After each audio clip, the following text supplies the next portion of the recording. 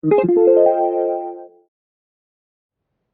West Seattle Herald had an opportunity to sit down with Mayor Greg Nickels just 4 weeks before he leaves office. The interview was wide-ranging, but he did suggest that he'd like to be part of the Obama administration. If such a job existed, I would like to be his climate ambassador.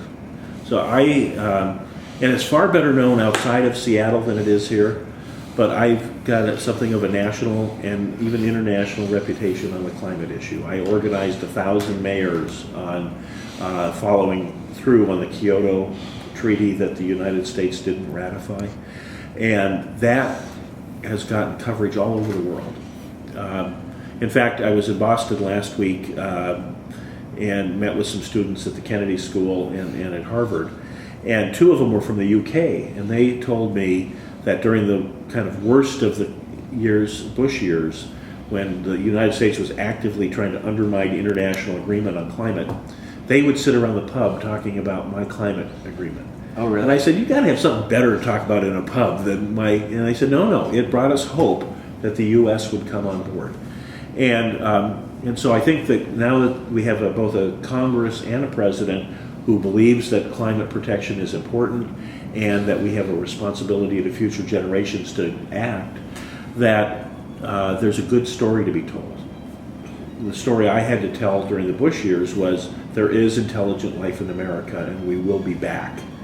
And now we are back, we're fully engaged. Let's talk about what you've done, let's talk about what we're doing and share that so that we can save this environment for our kids. My role could be to connect cities. So most people on the globe live in cities now, first time in human history.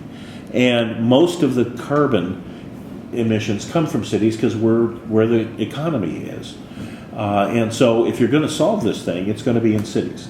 And I can be that sort of on-the-ground, grassroots connector of cities in the country and in this country with the rest of the world. And that's what I'd like to do. And that's what I intend to do, whether it's in the administration or with an NGO or with some foundations, I don't know.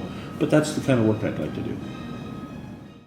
We also got a brief tour of his office, where he showed us the mayor's safe room. He was the first one to install an actual lock on it, his memorabilia, and a new tradition he's starting.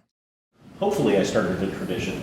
It may just be a one-time thing, but when all of the living former mayors came in to dedicate the building, including Gordon Clinton, I got them all to sign the desk. And my hope is that future mayors will continue that tradition.